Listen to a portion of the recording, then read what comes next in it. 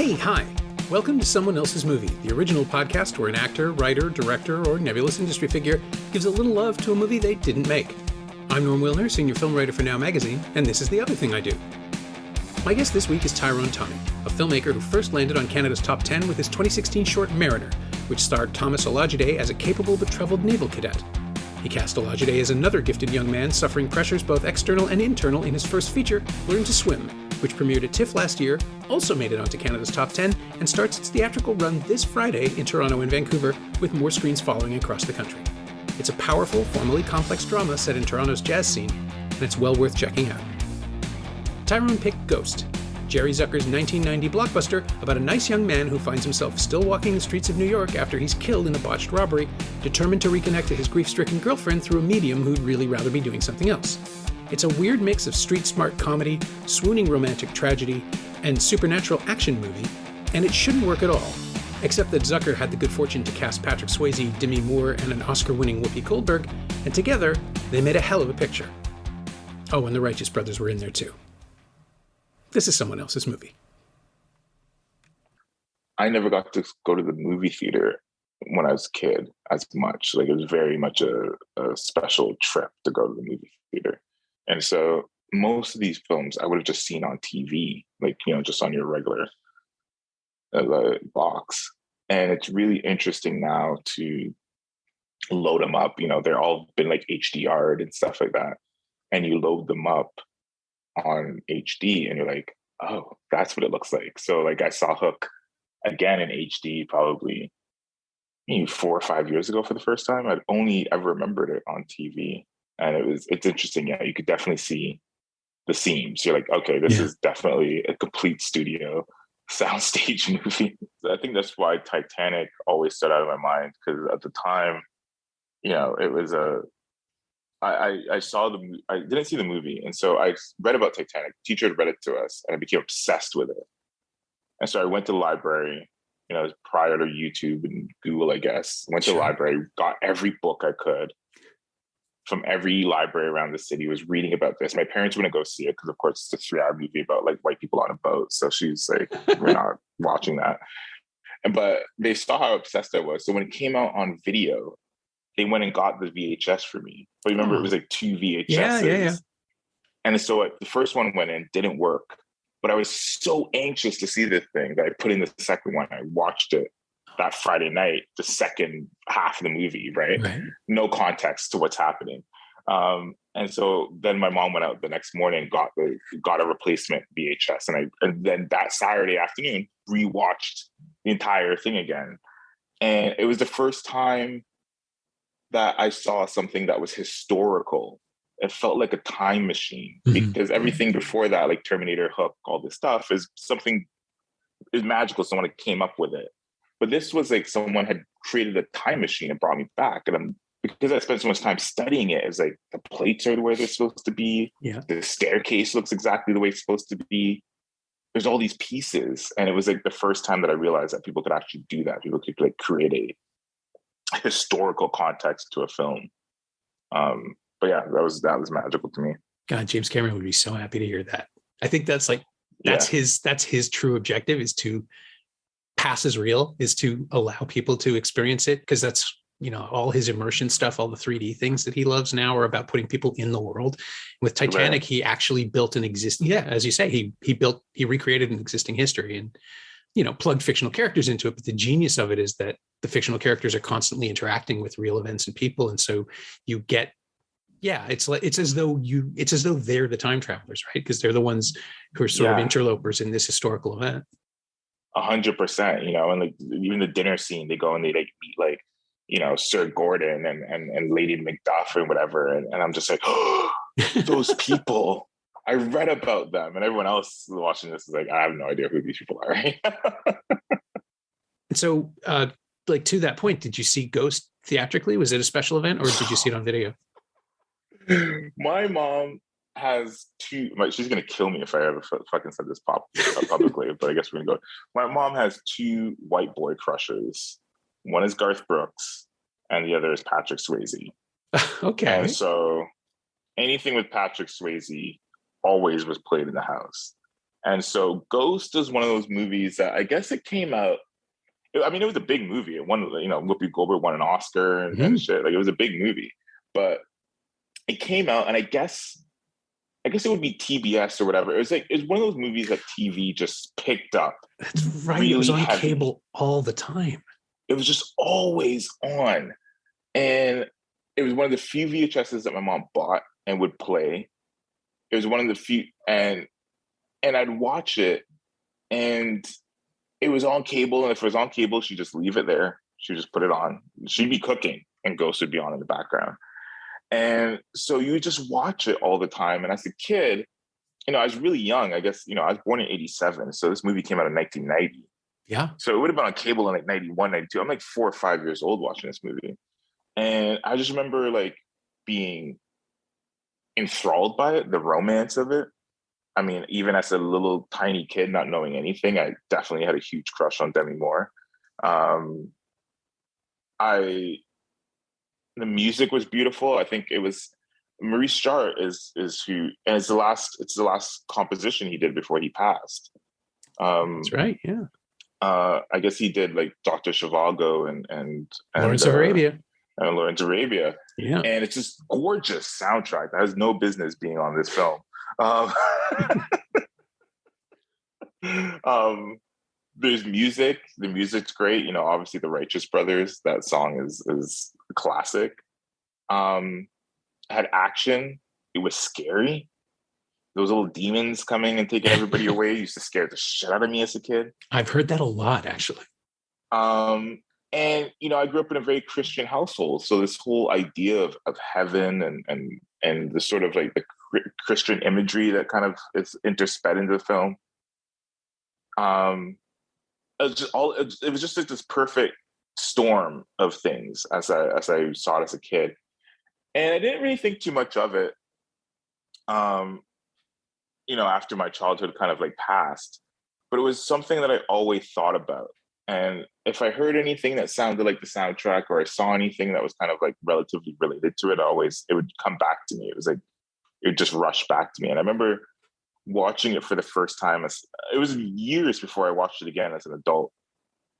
And at this point I was like starting at the film, and I put it on, and I was like, because it's one of those things, it gets spoofed all the time because of the pottery and stuff like that. Yeah. Yeah. And you watch it and you go, this is actually pretty good. Like, this is good. This is Hollywood firing at all cylinders, but like, and there's some elements that are problematic, but it's a good movie, I have to admit, I hadn't seen it in probably 25 years at this point. Yeah. And then I watched it on, I have the Blu-ray, and I'd never looked at it. It showed up in a box of stuff from Paramount, and it's like, oh yeah, Ghost. And then it's like, it's a Batman movie. Like, it would pass. It's so weirdly influenced, not in any other way than it's just general sense of creepiness underneath a pure story. Like, it's a love story that's never quite letting you forget how sad it is that this guy's dead, right? Like, there's no hope that he'll come back. There's no sense that everything's going to be made right. And I was really surprised. Like, from the jump, he's dead and he can't have the things he wants. And that's where the Batman stuff kicks in, because he's suffered this incredible tragedy, and he still has to dedicate himself to training and learning to protect his remaining loved ones. Yeah. Right. And it's like, Tim Burton could have made this movie. It would have been weirder and sillier, and wouldn't have been as melancholy, but there's a real strange link in those basic story points. Also, I think the fact that Sam is killed by a mugger, the way Batman's parents were, I think that's the other part of it. In an alleyway. Right. Yeah. In like, it sketchy, feels like the jumping off point of a knockoff. A sketchy, like, weird New York alleyway with the smoke and everything. It feels, when you say it, it's so, oh my, like, it really is very Batman-y. Yeah. But that's the only part of it. Like, the inciting incident and the zeitgeist of it are tied very hard to comic books, except that comic books always have an opportunity for redemption or resolution in these stories, right? Because you're not allowed to let someone die and stay dead and never reconnect. And they find ways through Oda May, and structurally there are all these little moments of connection that are totally one-sided. Like, Sam is present and suffering, and in a different way then Molly is suffering his loss. And it struck me as so weirdly aware of how awful the situation would be. Like there's never, the closest it comes to being fun is he learns to move a coin a little bit. And and it's still like you remember it fondly. You feel good about the movie. People went to see it and came out weeping happy. I was at I saw it at a preview screening, I think at the either the Sheraton or the Plaza, one of the underground theaters that are no longer around in Toronto, with a full house, and everybody was kind of skeptical, and you could feel it's like, Patrick Swayze, isn't he the Dirty Dancing guy? And then the movie's over and they're all like, he tried so hard. Well, I mean, the ending is just like, I mean, it's maybe it's cliche, but I mean, it's just so, yeah, it's kind of sad because it's not like he saves her and he gets rid of all the bad guys and you're like, okay, he gets to be a human again. He's like, no, I'm still dead. Yeah. Gotta go. Yeah. And these are their last goodbyes to each other. And you're like, what? No, like, you guys have to be together. And it's like, no, he's leaving. But isn't his last line, I'll see you there or something? Or I'm waiting for you? No, it's I'll see you there. And it's so perfect and knowing. And this is like my thing with all of these movies about death and the afterlife and the possibility, especially if they're dealing with like a movie that effectively, even unconsciously proving a religion right. Like, Ghost is telling us that she will see him again. And I think that's why everybody's so happy. The idea of waiting forever for your perfect love. It's Titanic, right? Like it's the end of Titanic. Yeah. 7 years later, Cameron realized that's the hook. The idea of reunion and the balm that must give an audience member who's lost somebody to come out of it going, oh, okay, this movie tells me I can hope and that it'll be okay. And that maybe, I'll look as good as Patrick Swayze while I'm doing it. Yeah. But as a stylized sort of beautiful people version of tragedy, it's weirdly reassuring. And Bruce Joel Rubin, the screenwriter, had been doing stuff like this, or has been doing stuff like his entire career. My Life is about dying. Brainstorm is about life after death. It's just his primary obsession. And this is the commercial version. This is the blockbuster Best Picture nominee version. Yeah, and it's so weird because like the director is Jerry Zucker, who I believe before that was doing comedies. I think he had done like Airplane or something like that. And so, you're just kind of like, what's the connector? Like how do they decide on this guy? Yeah. And when you read on like some of the, like I actually had a DVD that had their commentary on it, and I remember like watching it, listening to that because I was just like, how did you guys even come to this? And just like the little tidbits of things of like, but it becomes so iconic, like Demi Moore showing up with her haircut on day one, right? And them just, I guess it's a Hollywood movie. They could have thrown a wig on her if they really didn't want to have her with a pixie cut, but they left it there. And to be honest, because I didn't get to go to the movies a lot, Demi Moore for me, when someone says her, I think about Ghost. I think about her with a pixie cut. For a long time, I didn't even realize that she had longer hair all the time. It's kind of like how I always thought Renee Zellweger was British. Because of Bridget Jones. Yeah, I just always thought she was British. It's a good accent. And then she put on other accents, and then you find out she's like from like Shadow Hole, Texas, or something like that. I don't know. She's not from London, for sure. Yeah. But it's just like all these little tidbits about this film that like, it's weird because it shouldn't be good. It has no business being good. It could just easily have just been like a cornball romantic comedy, but there's something really intimate about it, and there's all these pieces to it that technically shouldn't be there. Like again, like the score and the performance. Patrick Swayze is as an actor, he really buys into that role. He doesn't play it with any sort of like kind of like, oh, I'm a ghost. He's like really.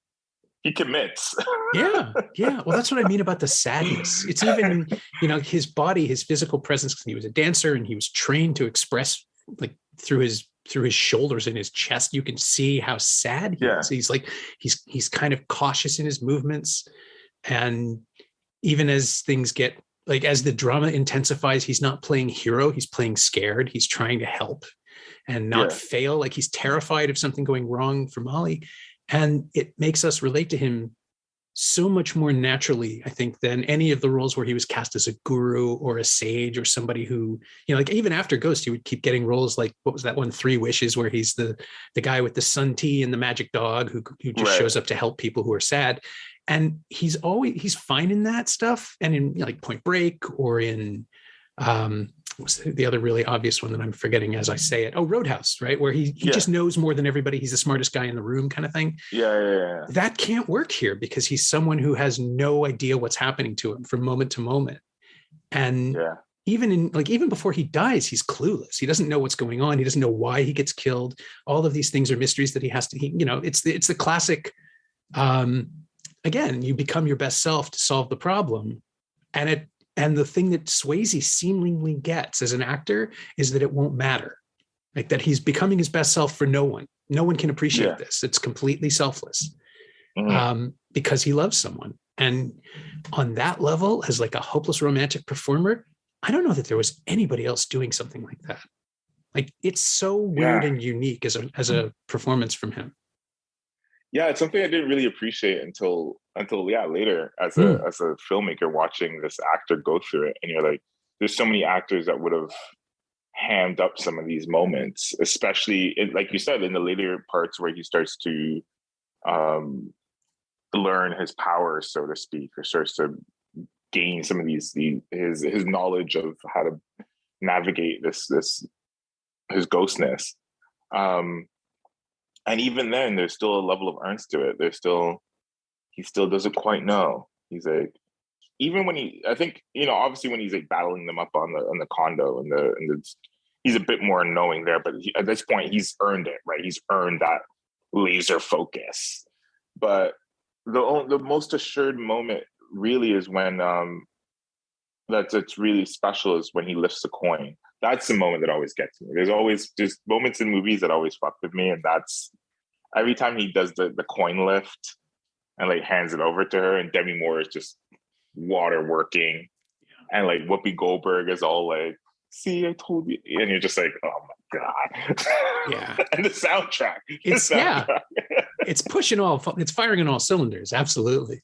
It's trying very, very hard to make us cry. But I honestly think there's a silent version of that works just as well, just from the three actors and the 100% and the passion, the investment that we have so far. It is, you were saying that it can contain all these elements. And I keep thinking, I always forget Whoopi Goldberg is so big. Like it's such a big, broad comic role. Of course, it's the role that won the Oscar. It's the one that pops, but she's the one who makes it okay somehow for everything else to be so serious. And tonally, I don't know how they accomplished that. And maybe it is just the score working in tandem with her, but she has an absolute lack of gravity, which is really fun in this big serious movie about a man who's killed and trying to keep his girlfriend from meeting the same fate. Like it should be ultra serious, and she just keeps showing up and refusing. One of the things that's tough is that, she is, when I say problematic, I mean the fact that she is kind of playing the, magical Negroes trope as being like the one person who can hear this ghost and has this ability. Oh yeah. But I think even, and maybe this is just my projection watching as a young Black man, like I just felt like, I grew up in a very religious household, and I'll give one anecdote. I lived in an apartment for a while that a guy had died in. Oof. And it always felt weird in the hallway where he had died. And I remember like going out with my buddies that lived in the building before, and they're like, some guy is a bodybuilder, he like died in your apartment. And everyone says it's haunted and stuff like that. And I'm just, one of those nights you're out drinking with your buddies and you're just like, stop, because you can feel it. You feel this weird energy in the hallway. And one day we're sitting around, and my mom, and my mom was really annoying me. I must have been in like high school, late high school or something like that. And I said to my mom, I just to annoy her, because I know she's kind of like that, I was like, the place is haunted, right? Some guy died in the hallway. And she's like, yeah, I know. I was like, what do you mean? And she's like, he came to my room a few times. I was like, what? And she's like, yeah, he would try to come into my room, and she was like, she would say these Bible verses to him and tell him to go home. Tell him to go back home. And eventually he stopped coming. And I'm sitting there on the couch. It's like a Saturday afternoon. I'm like, what the? So you're out here talking to fucking ghosts and shit? Like, Yeah. I thought I was trying to like scare her. And she's out here like, you know, walking people back to like where they came from, you know? And so having people like that around in your life, it made sense to me almost as a kid that Oda Mae could speak to this person. It would have this ability, or would be the connector. It just made a lot of sense. And so her kind of way she handles it, of just like, it's a thing that's more annoying to her than a thing that she's scared of. Just like it never threw me off. It wasn't until I got older and you see that trope used in a lot of movies and you kind of go, okay, well, you know, I see what we're doing here. But at the time, watching it with no context, I felt very much like, right, yeah, she wouldn't know how to speak to him, and finds it far more annoying than she does fear from it. I love the New York of it all. It's like just this one more goddamn thing for her. Yeah, there's that too. Like she just wants a bagel. She wants to go home. Why is this happening to her? And she makes it safe, right? Like Goldberg makes the part work by showing us that she's kind of a fraud until she realizes she can do it for real. So She sort of leans into the stereotype that already exists in order to immediately subvert it with this other performance that isn't. Right. Like, she's giving us her impression of the stereotype. Oda Mae is not, like, Goldberg is showing us Oda Mae doing that, and then takes it all away to have real wonder. And then immediately go right back to, because that's what you would do. Like if we found out that the afterlife was real on Tuesday, by Thursday, you'd still have to go back to work. Yeah. And that's one of my favorite. I mean, the movie's filled with tons of favorite moments, but one of my favorite moments, of course, is her in a room filled with all the apparitions. Yeah. Right. And they're all trying to talk to her and she's trying to like settle, you know what I mean? Like she's just trying to keep this business together. Yeah. She has a schedule. Or she had one before they all got there. Yeah. Because for her, she's like, okay, business is picked up. Okay. Yeah. It's annoying. I have to listen to all these ghosts, you know, but it's just like, yeah, there's so many.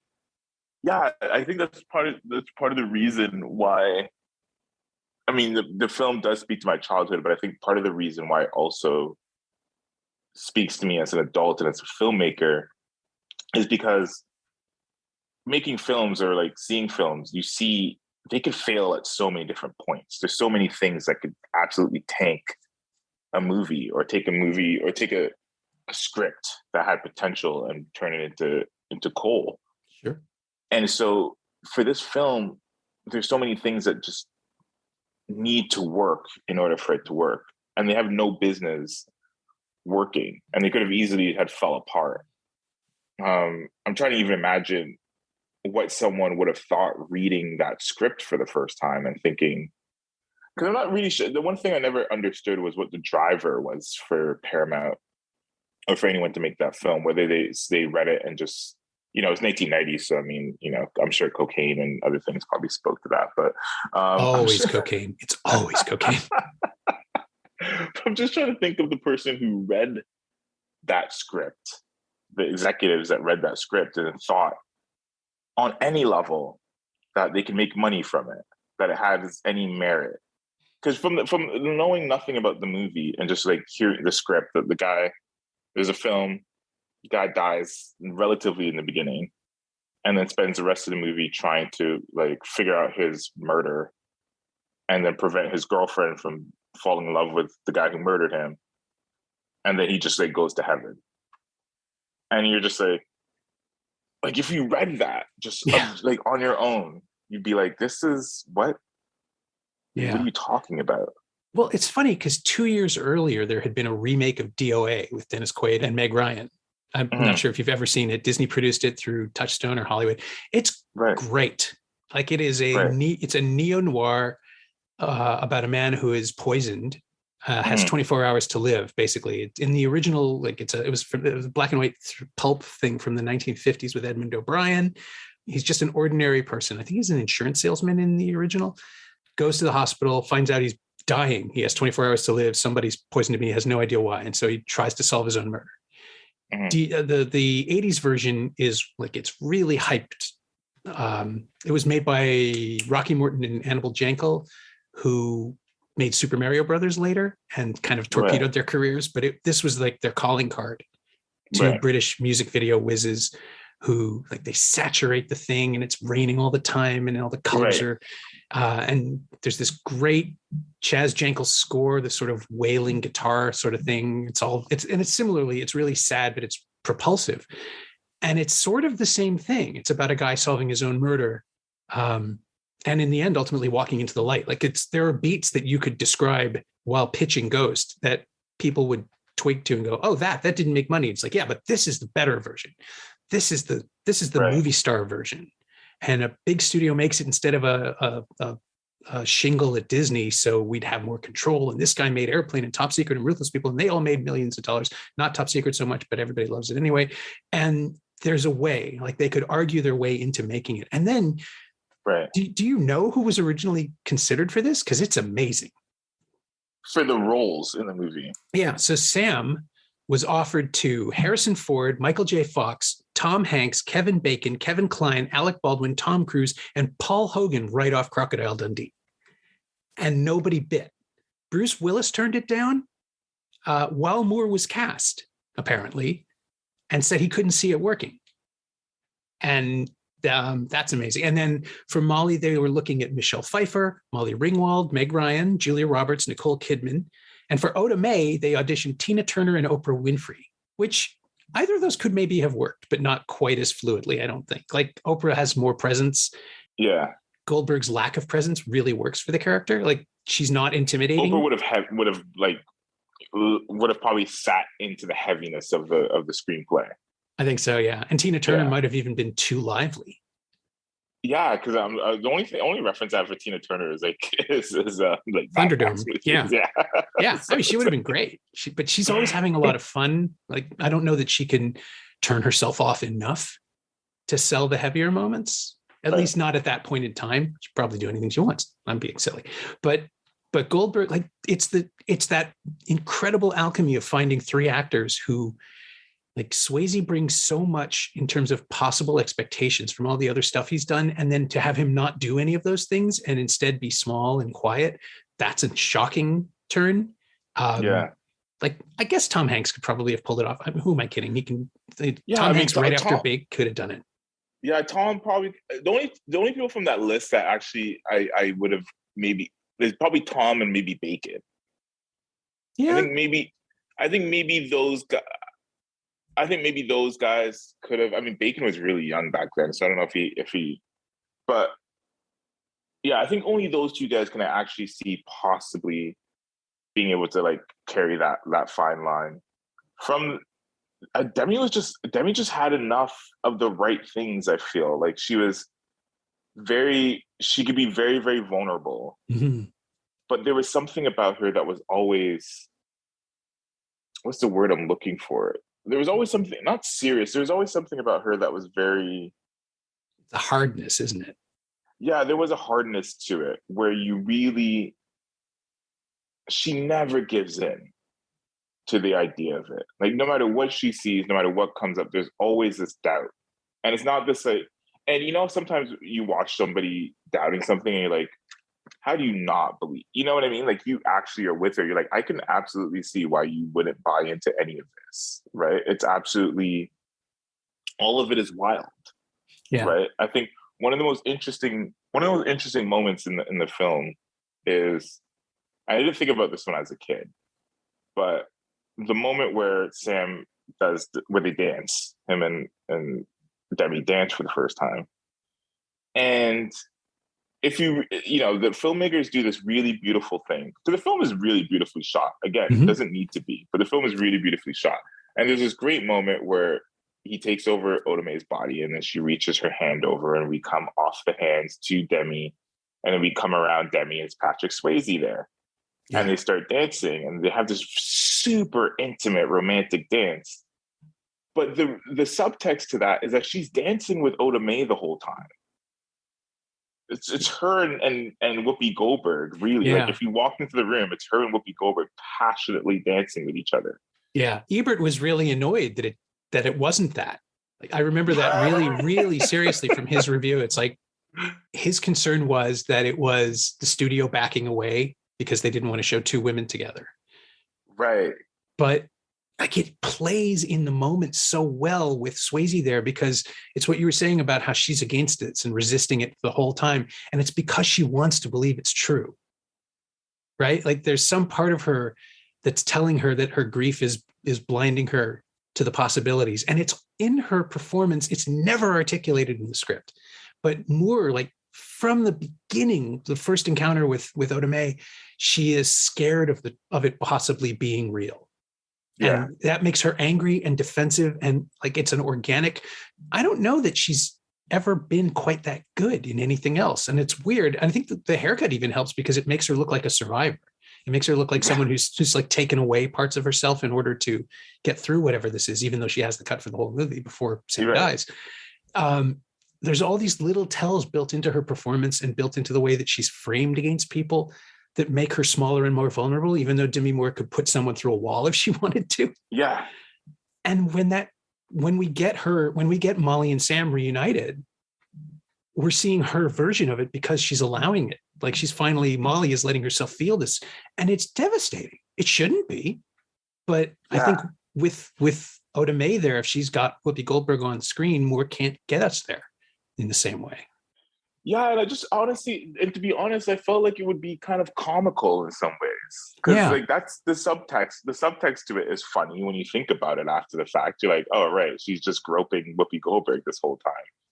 But in the moment, I don't want to be there. I want to, like you said, I want to be with Demi. I want to give in too, right? Because it's, if you're a skeptic watching the film the whole time, you're like, this is so foolish. But that's the moment where you kind of like let go with her. You're like, oh, wouldn't that be nice? Wouldn't that be nice to dance with your lover one more time, to get, and it's such a, but I did, I hear one thought about it, but I thought the way that they went into it was really, because you see, obviously it's Whoopi, and just the way that it pans from her and then comes back to him in that one shot, it just like makes all the sense in the world. Yeah. And it becomes this sort of like dream sequence inside of this moment, which they don't do a lot, right? Because it's already it's already a paranormal movie, so you don't really want to paint a bunch of dream sequences inside of that. Yeah, but it is a way of saying this is subjective. This is her perspective. Just go with it. Yeah, and it's a very tender moment, and it's one of my my favorite moments. And when I think about it, it definitely informs a lot of how I kind of move the camera and move things in my films of doing these reveals and having people appear inside of shots and disappear inside of shots, and these sort of transitions I like to build. There's a lot of that happens in Ghost as they transition from scene to scene, bringing you from Swayze's sort of like ghost realm into the physical world that we inhabit. Yeah, there's a seamlessness to it. Yeah, I felt like the camera moves differently when it's with Sam, just because it can float, because he's not bound exactly by gravity. Although, it's the standard line. I think dozens of different authors and filmmakers have tried to tackle, why do ghosts have to stand up on floors and behave like they're people? And the argument is, I think David Koepp, when he made Ghost Town, just said, look, they still think they're people. Like, you haven't learned what's possible, so you're going to do all the stuff you remember. It's why they breathe. It's because, obviously it's because actors have to do this stuff. But his argument was, until you're not human anymore, you're going to be the person you think you are. And it's a good excuse, but there are these little touches, the way the camera glides when it's with Sam versus the more conventional setups in New York locations with Molly and Oda Mae, that just differentiated just enough. And I want to say, although maybe it's just a tweak of all the different remixes they've done with the soundtrack over the decades to bring it up to speed with whatever format you're watching it on, it felt to me like the world sounds more hollow in Sam's version of events than when we're with Molly and Oda Mae. Maybe it's just more wild sound that got mixed into the track somehow. Yeah, because it has that like weird 90s kind of like hollow sound to it most of the film. And then like you listen to the new remix version and they kind of played around with it and stuff like that. Yeah, you can never tell anymore. Yeah, I can definitely see that. I mean, I definitely see where they start as Sam becomes more ghostly. The cuts become more ghostly. Like Yeah. I feel like in the beginning of the film, there's a lot of we get to see Sam enter spaces, and we get to be with Sam when he arrives or when he departs. Hmm. And then what stands out to me is when he starts haunting the guys, when he starts haunting Willie and Carl. The most ghostly moment is when he shows up in the apartment when they're chasing Oda May, and then he's just in the apartment. And it's such a it's a moment because it's like the first time that we don't really like arrive with Yeah. Sam or depart with Sam. He's already there, and you're just like, oh shit, like he's ghosting now. Yeah. He's just already in places. Um, and I think the psychology to that is like really, really interesting. Of just like, he's learning, understanding more about kind of like speaking to what you're saying about how his ghostness works. He doesn't Yeah. have to necessarily arrive at anywhere. He can just be wherever he wants to be.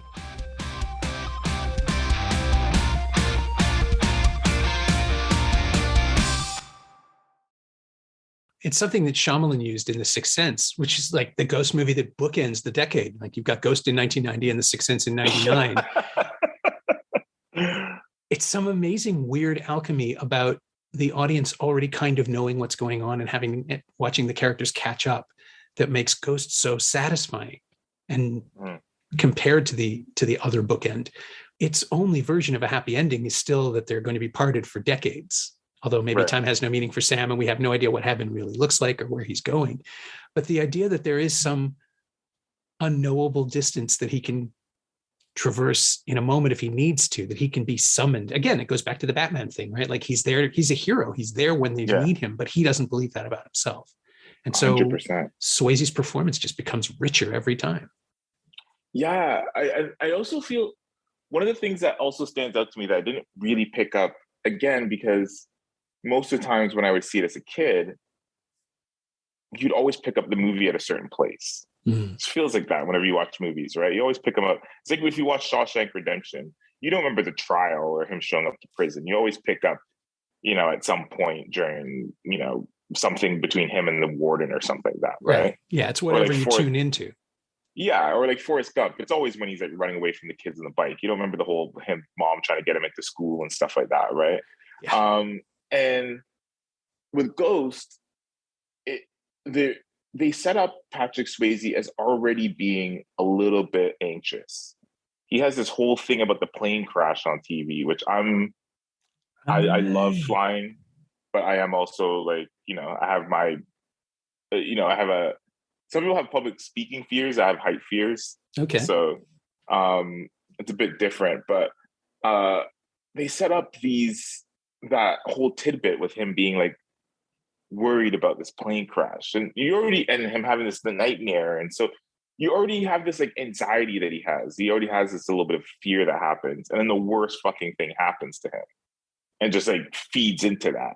So they do such a great job of setting him up as already being scared, and then he dies, and then he's scared that he's dead. He's completely petrified by the idea of it for like a good 15 minutes of the film. Yeah, it's a horror movie.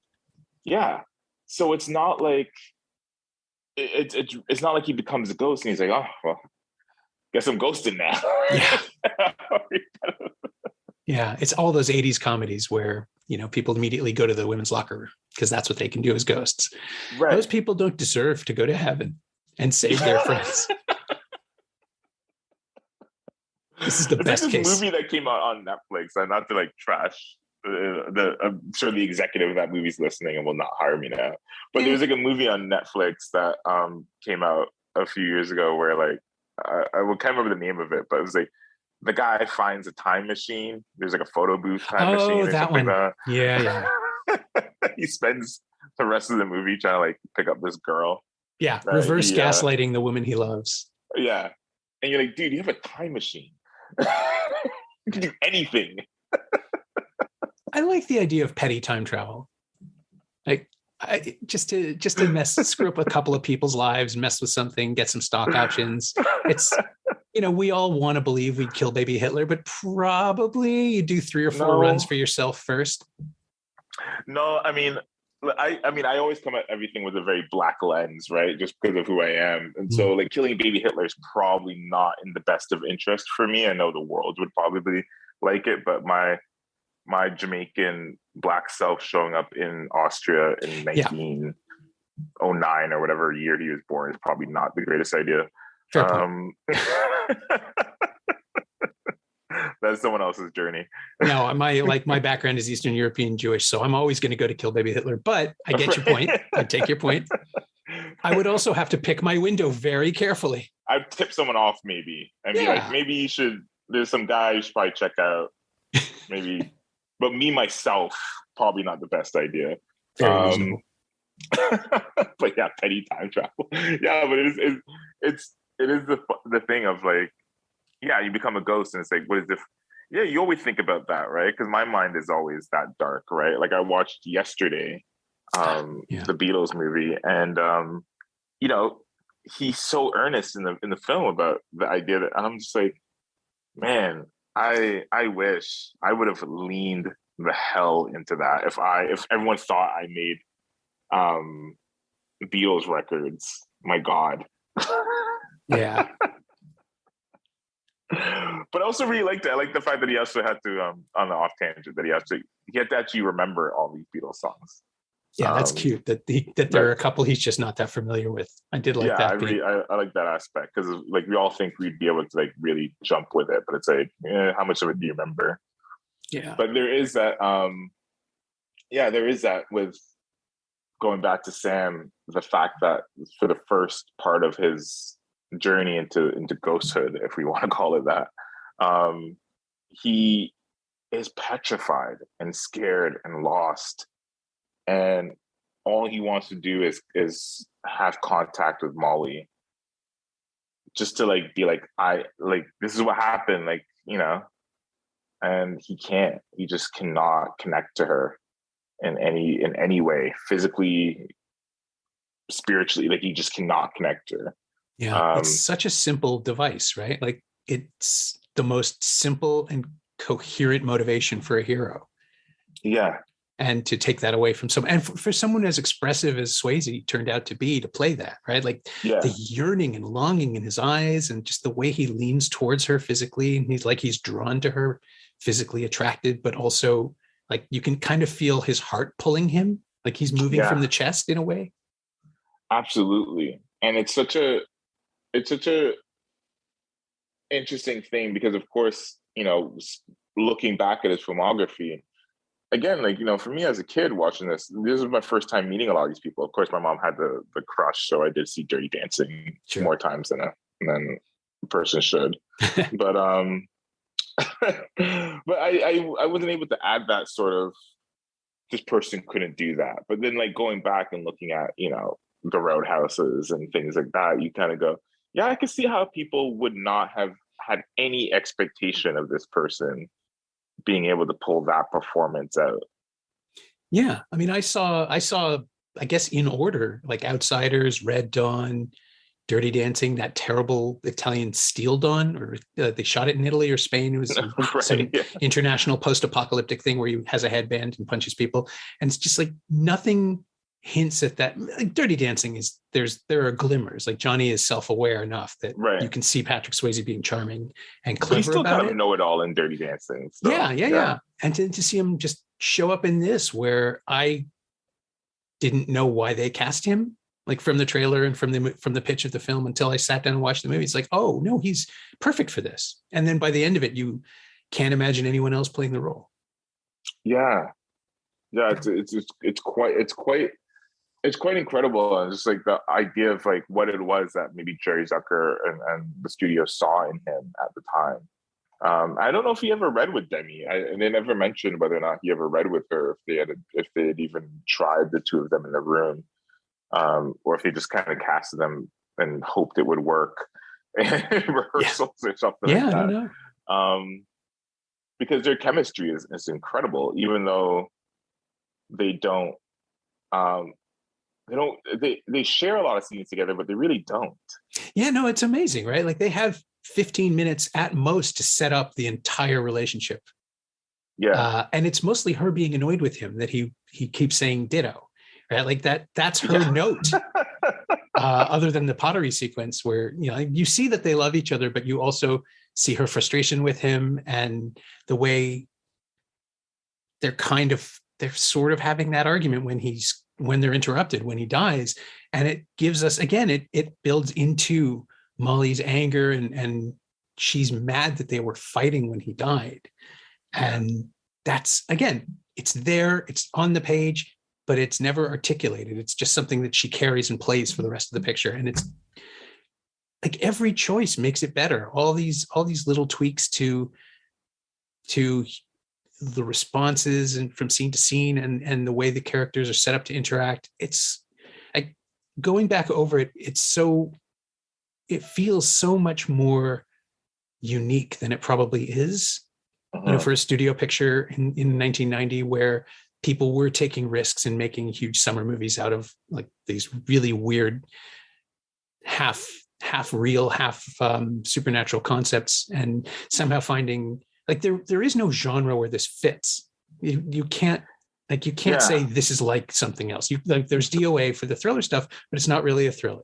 There's the Ghost and Mrs. Muir, and there's all these other supernatural romances for the supernatural romance stuff, but it's too grounded to fit there, right? Like it's its own grimy thing.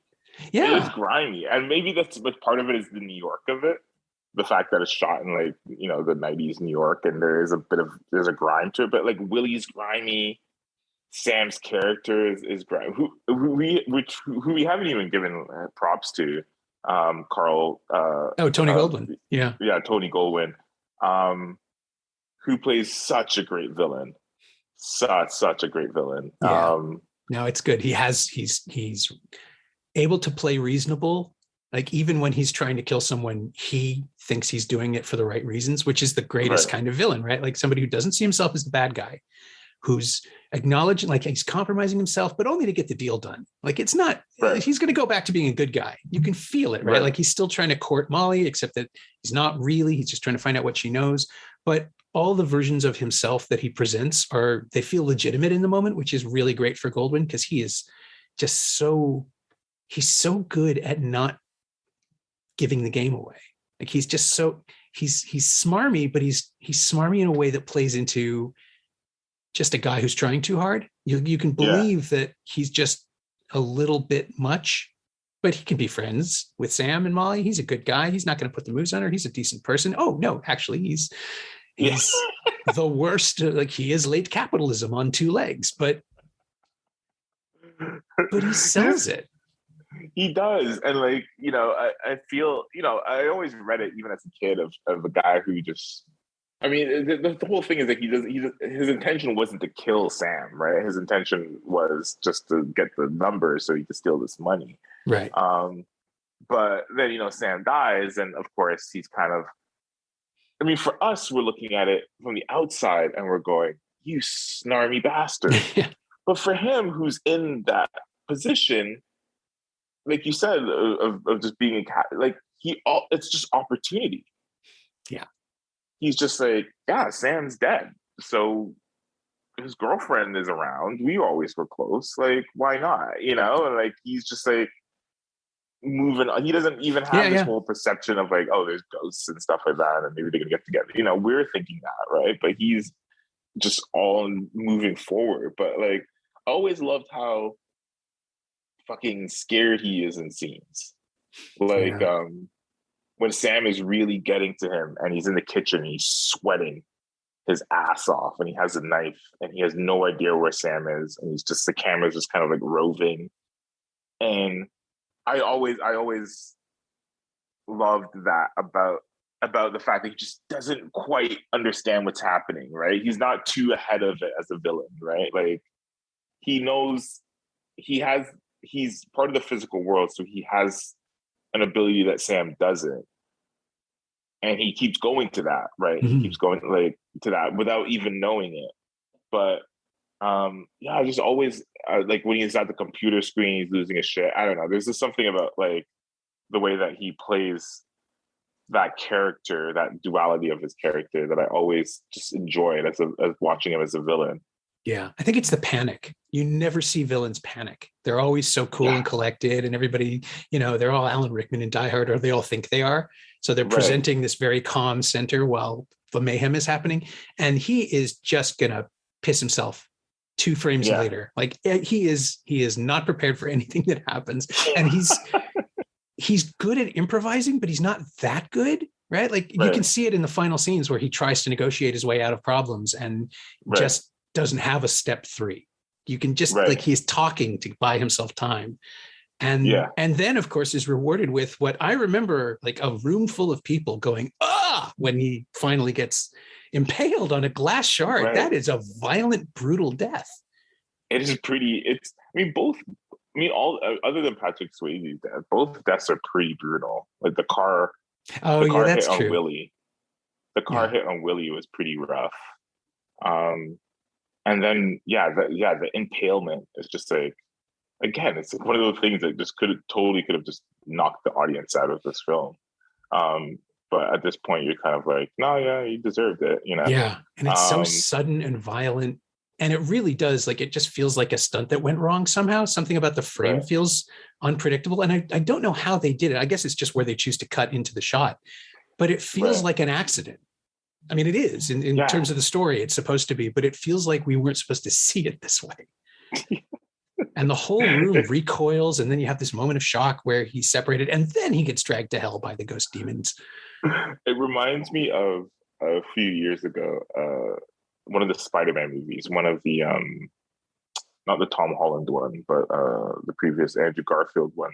And if anyone's watching it or listening to this that hasn't seen those Spider-Mans, I'm sorry, spoiler alert, but when Gwen Stacy Yeah. dies and she's falling down that tunnel and he throws the spider web and she has this violent jerk of her body. And I remember sitting in the theaters and like the kids in the room started bawling. Just because it was so, I remember like sitting there with my friend. I'm like, Jesus, this is violent for a Spider-Man movie. Yeah. Yeah. I remember. It's and it's also because it's Emma Stone, right? Who's like a golden retriever for the entire Spider-Man series. She's just the life and the light in those movies. And even Yeah, though, like, if you read the comics and what happened to Gwen Stacy, and also the way they teased it with Mary Jane in the older movies with Tobey Maguire, that's how she dies, just not yeah, in this circumstance. And then realizing, oh shit, she's wearing the silver trench coat. This is it. They're going to kill her, and it's still horrible because yeah, we have to feel it the way Peter feels it. It's like yeah. emotional And it's just, filmmaking. but it's just so like just the cracking of her whole body in that moment. It's just like something that like lingers in my mind. I'm just like, Jesus, that was it's a hard left we sit there in this film. Yeah, I think it depends Especially in on. Marvel movies where I don't feel like they really do. I guess your expectation of death in Marvel movies tends to be, I guess, much more subdued Yeah, than they are in other softer movies. somehow. Yeah, they're softer. So that was a really out of the blue sort of like hard death where you're like, oh no, that's how it would happen. Yeah, I wonder if maybe it depends on how close you're sitting to the subwoofer. Yeah. And you just feel it in your chest. But I just remember it was packed cinema and just a couple kids and he just immediately like it wasn't even Peter hadn't even come down to like cradle her yet. And they were already bawling. Just the Oh, sound of her back cracking like that. They just like they knew there's something inside of them was just like, oh no, like she definitely died right there. And I think yeah. that's kind of what that ghost moment is like when you're watching it and he just gets impaled. You're just like, oh yeah, he's dead. That's Yeah, permanent. Yeah. yeah, It's I mean, it is like it's maybe not the emotional climax of the story. That would be Sam and Molly reunited, but it's the emotional crescendo because it's where the plot's been going. Like yeah. that's the end of this. That And is then the big Patrick finish. Swayze's face again when he comes up, that sort of he's angry at Carl, but he also knows what's about to happen. Yeah. And there's this sort of like sadness on his face, like, man, like it didn't have to be like this. Yeah. He's taking no pleasure in it. And again, Yeah. that's a choice, right? Because that's not where most action movies end. There was that, it was Roland Emmerich, I think, who said that when they were making Independence Day, at the very end when they blow up the ship. Yeah. They needed an insert shot of an alien looking up because it couldn't be a faceless explosion. Somebody had to get it. They needed some character to go, and realize that the jig was up so the audience could applaud. Right. And there would be a place in Ghost for this to happen. You know, like there's an action beat of this where if it's Tom Cruise, he said, "I told you so," or something, right? Like some little heroic flourish. And Swayze just doesn't do it. He just refuses as an actor to take any pleasure in this. Yeah, he's so mournful over Carl dying because the rest of us are like, yeah, fuck that guy. Yeah. And then it cuts to Patrick and he's like, man. Yeah. He's like, they're like, it's only gonna get worse from here, man. And it sucks that it's gonna get worse, you know? And Carl is all like, oh shit, like you're here, and he doesn't know what's happening. And before he knows it, of course, you know, the scary shadow things, which it would have been funny if they came out and they were like, the shadow things were supposed to be comical because they were scary as shit as a kid. And you mentioned that like people thought they were so scary, these faceless. I think that's part of it because they were just faceless. Yeah. And then the way they would come and they'd grab you, pull you away, and then they would become the shadows of the floor. It was really, really, really smart. They just become whatever the shadow was in the ground that was originally there. Yeah, it's a simple logical effect, right? Like it's disturbing how easy that is to sell. It's like the guys the players walking out of the cornfield in Field of Dreams. It's just a really subtle dissolve thing that feels natural, even though it's completely supernatural. And so I think on the back of your mind, you're just thinking about, I'm going to be very careful walking home. Whatever else is happening in this movie, I'm learning a valuable lesson. Because you're just wondering, you're like, and then up until that point, everyone's been getting I guess the one person gets the light treatment early in the movie. They do establish the light treatment early in the movie. I think it's in the hospital, if I remember correctly. Yeah. Sam witnesses it afterwards. Yeah, someone gets the light treatment, but I mean, everyone else is getting the shadows. So you're like, where do I? Do I fall in? And that's what I mean. But like, even like going back to like the allegories and connections to Christianity and stuff like that. You know, there's obviously the ornament or the large figure that they are trying to pull into their house, and then you know, there's a whole thing where you know she kicks it and comes back, and they grab it, and there's that moment of like, oh, someone could fall off this building. And then it appears in a nightmare. There's a flash of it falling and crashing to the ground.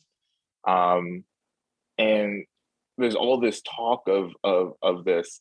And then, now you're sitting there, even as a kid, and you're thinking about morality now. You're like, am I a good person? Am I a bad person? Am I getting the shadows? Am I getting the light? Like, like if someone came and popped me off, you know, behind my building here, where would I go? Where would I fall into this whole thing? So now you're having this whole like Christian morality conversation with you after you just watch this Hollywood romance. Yeah, but that's what makes it relatable. It's ingenious, right? Because even though it's telling an impossible story, it's couching it in thoughts and decisions that we would make. Like it's a relatable supernatural story. There's no machine, there's no portal. It's just people dealing with stuff as it happens to them, and it just stays on the ground. It's kind of, I mean, again, it just like I had not given it enough credit, clearly, for what it does accomplish. Yeah, because it just really, when I watch it now, seeing it as a filmmaker, it is such a miracle that it exists the way in the way that it does, because it really is one of those movies that really does get like, you know, kind of like harkening back to something like Titanic, that's so easy to spoof because it is so big and so in so many places. And does have some cornball elements. I mean, the sex scene in Ghost is I don't know if that's a sex scene. It's just them feeling up each other in the moonlight. Yeah. For 3 very long minutes. I mean, that's what you could do with PG-13 at the time. It was a more permissive era for groping, for just straight up groping. But it's also because they're such physical performers, right? Like they don't have time together otherwise, and they have to sell that. Yeah. And so it is silly. And immediately the Naked Gun movies, which David Zucker directed, right? Like Jerry's brother, immediately parody it. and it somehow felt good-natured and silly instead of mean-spirited. Right. Because it's just so goofy to begin with that as you say, it's just teetering on the edge of parody in its original form. So to have Leslie Nielsen do it is just, yeah, this is where it was always going, but you cared about it. It mattered the first time. Because that's the other thing that I didn't realize, because as a kid, it was how big this movie was. Oh yeah. I didn't watch the Oscars until a bit later in life. I didn't really understand it. Again, I was like 5 or 6. It wasn't until I was probably closer to 9 and 10 that I started understanding what the Oscars were and people got awards for things. And but I wasn't like picking up the trades and being like, oh, what was the box office on this? Yeah. No, it made $500 million. It was the biggest movie of 1990. Yeah, it made a shit ton of money. It was huge. It was what the Avengers was that year. Yeah. And so it was a movie that like everyone saw, that everyone, or at least people knew about, but talked about it. They probably did the late night circuit. And, and all of that stuff, especially going into the award season and stuff like that. So it's interesting, these things that you see, because it feels like a secret, because it wasn't a cool movie, right? It wasn't, I remember watching Juice or watching Terminator, and then going out and all your friends are pretending that they're Terminators, right? And everyone's like talking about that movie, and you're not allowed to watch it, but then you try to go to someone's house, someone has a tape, and you put it on, and so it wasn't part of it wasn't like kids were outside being like, man, you catch Patrick Swayze in Ghost? It was like one of those things, right? Yeah. So it felt like a secret for me for a long time, because I was just like, who else knows about this movie? Apparently my mom and me and like some other white lady that likes Patrick Swayze, Yeah. But then looking back, or as time goes on, you realize, holy shit, this was like a moment. This was a big movie. That didn't feel that way. It didn't feel big to me viewing it as a kid. Yeah. I don't know that it was ever a pop culture sensation. It just never went away. Like, it just didn't quit. And, 5 Oscar nominations. It won 2. It won Best Screenplay and Best Supporting Actress for Goldberg, but it was up for Best Picture and Best Score and Best Editing. And like those were, I think I remember, like, this is 1990. This is the year that Dances with Wolves wins and Goodfellas doesn't, and nobody talked about Ghost in comparison. Like, it was the film that got the popular recognition. So the nominations were supposed to be the rewards. Just like, well, there's always a really, really big successful film that works its way in. But then you look back on it and it's like, it's almost classically formal in its construction. It's like, if there is a golden age version of the 90s, this is part of it, because it's just a well executed studio picture. 100%. And I think I know it sounds kind of weird, but it in some ways, but I think when you think about your life as a director, or you think about working on a studio movie, that is what you imagine, is like making a good movie that people enjoy, that causes some sort of thought or conversation, that has great performances, that has some scope. That is what you think. I think today when you think of a studio movie, it's like we're blowing up New York or nothing. And when I thought about someone talked about being a studio director, that's the kind of movie that comes to my mind, of what you'd want to be working on. And of course, like, Goodfellas, of course, would be absolutely outstanding. Which is another one of my favorite movies. But another movie again that was like, Goodfellas is another movie again that I never saw in theaters. It was a movie that was on TV all the time, and you always watched it when it was on. You weren't allowed to really watch it, so you'd always play it low and sit closer to the television. It's contraband. Yeah. And luckily by the time Goodfellas was out, you'd watch it in the living room. We had the remote. I mean, God forbid, in my room I had the turnies. What do you call those? The dial TV. Oh, the dials, yeah. Yeah. Like you had to commit to whatever the hell you were watching back then. But it was just like, but it was another film, Shawshank Redemption was like that. Another film that, looking back, felt like a secret, because no one else talked about it. you didn't really know anybody else in the school year that had seen it, or it wasn't a conversation piece like Hook Mhm. was, or Honey, I Blew Up the Kids or something like that. But it felt like a secret, and then you grow up a little bit, and you're like, no, everyone knows what this movie is. Everyone was watching it when it was on too, and it was like it was a thing. And that's with Ghost. It's kind of it's really well done, and all the pieces to it. There's shots from it that are amazing. The mirror shot is incredible when they're moving. The transitions that they do. Um, yeah, it really does, like you said, it really fit into that classic sort of idea of what movies were like. Yeah, you can dismiss it as square or cheesy, but that misses the point that it's exactly what it wants to be. Right. You sort of can't take a run at it that way, because it's just it sort of has all that stuff built in. It's earnest. It's Right. pure. I wonder if there is an element of that return, because I was watching. I was in Los Angeles recently, and I went to Tarantino Theater. The New Beverly, All About Eve, was playing, and it'd been a while since I watched a movie from the '50s, like an American '50s movie, and it's fab. It's not some crazy filmmaking as far as like visuals go, right? It's just the '50s, just coverage, but it's still well framed. The costumes are great. The dialogue is like firing at 100. The performances are amazing, but it's a little bit over the top. It's a little bit like no one speaks like that. Like as people, we're not that witty or quick.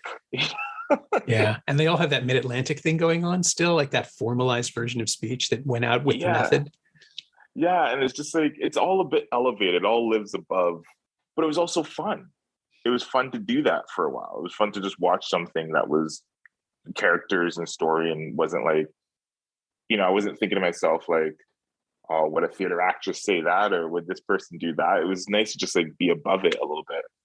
And so I wonder, if there's a little bit of that, if any of that's returning, or if there's a moment coming up in our future where filmmaking becomes a bit more of a thing, where there is that sort of, instead of everyone trying to distill it and find the most realist, rawest version of stuff, if there's a world where we kind of go, yeah, we want to kind of like sit up here a little bit. We want to sit just a little bit above what we actually are experiencing, and I think I watched like yesterday was kind of like that. I know it's a bit older, but even Coda, the movie that everyone's talking about, I feel like, it's just like, and just sits up there a little bit, Yeah. Well, it's this new rush towards elevated everything, right? Elevated horror, elevated comedy, elevated drama. It's just Right. it's just a catch-all term for this is better than I thought it was going to be. And I'm kind of weirded out by that. It's like you're coming in with an expectation that a genre picture is just going to be, forgettable or disposable. And then someone like Ari Aster comes in and makes Hereditary, which is, it's a pretty simple possession story, except that that's not what it's doing. And he does it in this serious way where you can sort of feel the air moving, and there's more room tone in scenes, and it's quieter and stiller. And it's in a weird way that's embraced as being about something, like how everything's about trauma now. It's always been about trauma. It's just that now that it's part of the text instead of the subtext, it's respectable. But the best ones are the ones that are respectable in spite of being a little cheap and a little grotty, because those are the ones that feel more like life. But I was going to say, usually the podcast wraps up by me asking the guest what of a given film they've borrowed or lifted. But what you were saying about levels of detail and levels of stylization or disconnect, Learn to Swim has, it's a very formal film that also allows, through the structure, and again, I don't want to spoil too much about the way it plays, but the way it uses time periods to reflect back and forth on the character's evolution or lack of evolution and growth. That, you could say that that's an elevated storytelling technique, but it's just a good storytelling technique. I don't know that it's elevated. It's just good. I guess with a lot of my films, I really, Ghost has, when I think about Ghost, there's definitely a lot of parallels between probably what's happening in that film and what happens in Learn to Swim in weird ways. but I feel like I always think about the feeling that someone is supposed to have viewing the project, whether it was Learn to Swim or some of the shorts I did. And I'm always like, what do I want someone to feel? So I'm not always tied up into like, I do want it to make sense. I don't want to just do things to like just to do them. But it's like, what do you feel when we go from this scene to that scene, or this moment to this moment, or when you're with this person and that? And that's always the intention. And I Learn to Swim plays like an album more than it does, I think, sometimes like a traditional like linear story. It feels like something you put on and you just sort of like soak into. And I'm okay with that. I enjoy taking that sort of like journey with a person or with an artist, as long as they're consistent and truthful about what it is that they're trying to do, you know? And so, like watching a movie like Ghost, it's like, it never stops. And that's what I mean, going back to like where it could fall apart. It never stops doing what it set out to do in the beginning. That mood, that tone that it sets, it just like carries that through. And even when it should like fall off and become something completely different, it's like, no, this is where we are, and kind of just carries you through. And I love that about it. And I think that's something that I want to continue to carry through my work. And obviously like the themes of death and loss and and fear, guilt, all those things will continue to permeate the work that I do, I'm sure. Yeah, that never goes out of style, does it? I mean, there's always... No. It's just, when you live in a highly religious household, I think you always kind of have those things. You either like lean into it or you question it constantly. You sort of have this. I like had a bad conversation with my aunt once. We were at dinner and I said, she was asking me if I was going to come to church with her, and I was like, no, I gotta do something tomorrow. She's like, what do you got to do? And I had to go watch football. That's what I had to do. And she's like, you're not a believer. You're and I said, not so much that I don't believe in God, it's just that we don't have a great relationship. That's really good. I like that. I fall back on the Dan Aykroyd line from Ghostbusters. Like, do you believe in God? Yeah. Never met him. Yeah. Complicated relationship is really good. Yeah, it's just complicated. And so we just, it's a constant question and constant finding it. I don't know if you're ever supposed to, but this is part of that process, is creating things in search of it. My thanks to Thyrone Tommy, whose moody, moving first feature Learn to Swim opens in theaters in Toronto and Vancouver this Friday, March 25th, before rolling out across the rest of the country. Thanks also to Bonnie Smith. She knows what she did. You can find Thyrone on Twitter at Thyrone Tommy, all one word, and you can find Ghost on Blu-ray and DVD from Paramount Home Entertainment. It's also streaming on Paramount Plus in Canada and available to rent or buy on most VOD platforms. As always, you can find me on Twitter at Norm Wilner, and you can find this podcast at Semcast, SEMcast, and on the web at someoneelsesmovie.com. I am once again reminding you that I've made the first year of the show available for just $20 at payhip.com/Semcast. That's the first 52 episodes of Someone Else's Movie, 46 of which aren't currently available anywhere else, and are pretty good, at payhip.com/Semcast. Our theme song is by The Last Year. If you like it, or the show in general, please say so. Leave a review wherever you've been enjoying us. Every little bit helps, it truly does. And check out the other shows on the Frequency Podcast Network while you're doing that. Stay safe, watch movies, wear a mask if you go out, get your booster when you can. I'll see you next time.